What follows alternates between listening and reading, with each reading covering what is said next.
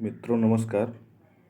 जैसा कि आप स्क्रीन पे देख पा रहे होंगे कि हम लोग इस समय RO ARO का सिलेबस डिस्कस कर रहे थे और इसके पहले जो एक वीडियो बनाया गया था उसमें हमने ऑलरेडी GS का देखिए, जैसे प्रारंभिक परीक्षा पाठ्यक्रम में सबसे पहले GS का सिलेबस दिया हुआ है, तो GS का सिलेबस हम डिस्कस कर चुके हैं।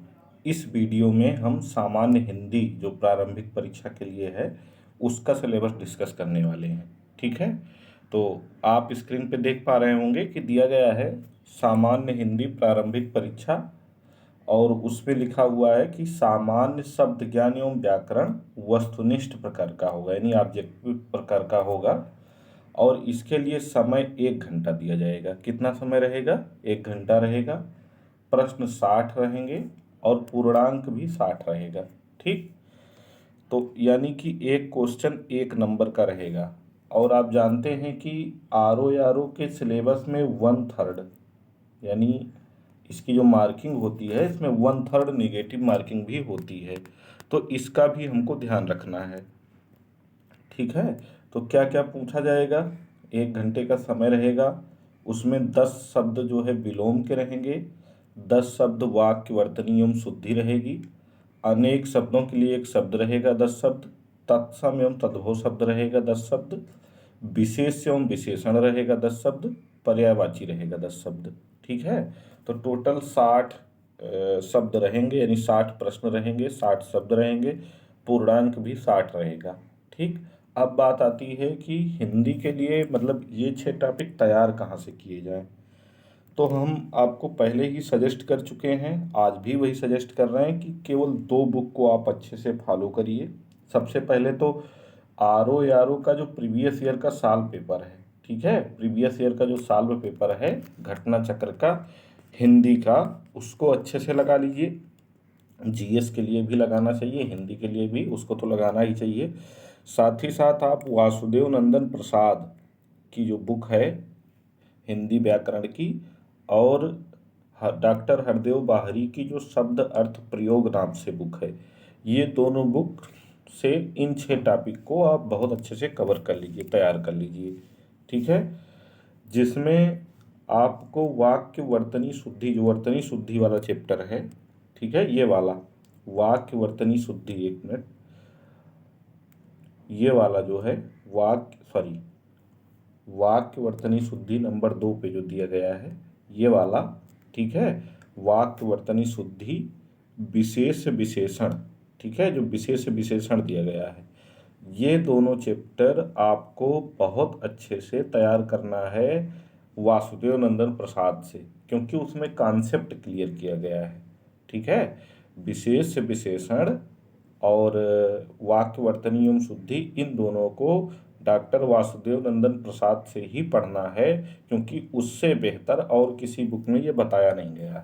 ठीक है, बाकी के सारे चैप्टर आप डॉक्टर हरदेव बाहरी से पढ़िए और जब पढ़िए ही नहीं, पढ़ते समय इन चीज़ों को लिख लिख के याद करिए।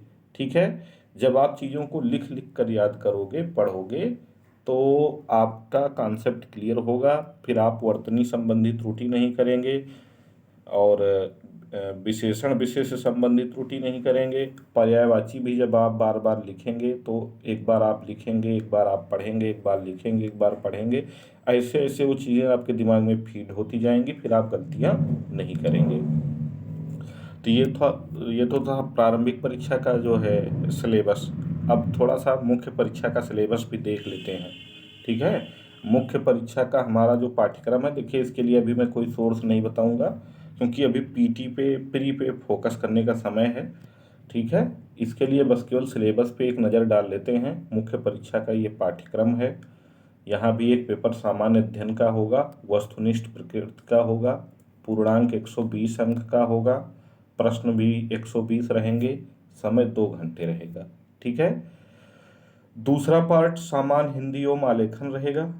ठीक है, इसमें 2 खंड आएंगे, एक खंड एक जो रहेगा इसमें ये सब्जेक्टिव रहेगा, परंपरागत रहेगा, इसके लिए समय 2.5 घंटे दिया जाएगा। ठीक है, और इन 2.5 घंटों में क्या करना है, आपको दिए हुए गद्यांश का जो है शीर्षक बताना है। ठीक है। एक गद्यांश दिया होगा, उसका आपको शीर्षक बताना है, सारांश लिखना है, 3 रेखांकित अंशों की आपको व्याख्या करनी होगी, ठीक है। इसके आगे नंबर 2 दिया गया है, किसी दिए हुए सरकारी पत्र का सारणी रूप में सार लेखन आपको करना होगा, उसकी समरी आपको लिखना होगा, ठीक है। तीसरा सेक्शन आपका पत्राचार वाला है, इसमें शासकीय एवं अर्धशासकीय पत्र आएंगे, कार्यालय आदेश, ज्ञाप परिपत्र आएगा, विज्ञप्ति, टिप्पणी, प्रतिवेदन, अनुस्मारक आएगा, ठीक है। चौथा सेक्शन आपका है पारिभाषिक शब्दावली है, प्रशासनिक एवं वाणिज्यिक शब्दावली आएगी, अंग्रेजी से हिंदी, हिंदी से अंग्रेजी, मुहावरे एवं लोकोक्तियाँ, ये 5-5 शब्द करके आएगा, ठीक है। 10-10 अंक का, यानी कि एक शब्द 2 अंकों का होगा, ठीक। दूसरे खंड पे अब हम आ जाते हैं। खंड 2 में देखिए दिया गया है कि सामान्य शब्द ज्ञान एवं व्याकरण आएगा, वस्तुनिष्ठ प्रकार का आएगा, पूर्णांक 60 रहेगा, ठीक है। समय इसमें आधा घंटा रहेगा।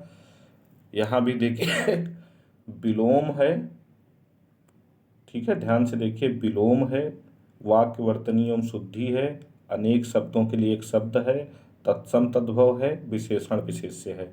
यानी हिंदी में ज़्यादा मेहनत करने के लिए इसीलिए बोला जाता है कि अगर आप हिंदी में बढ़िया से मेहनत प्री में कर लेंगे तो मेंस में भी आप ये मान लीजिए 60% सिलेबस कवर कर ले जाएंगे, ठीक है। क्योंकि आप ये देख पा रहे होंगे कि यहाँ भी वही सिलेबस दिया गया है जो प्रारंभिक परीक्षा में दिया गया है।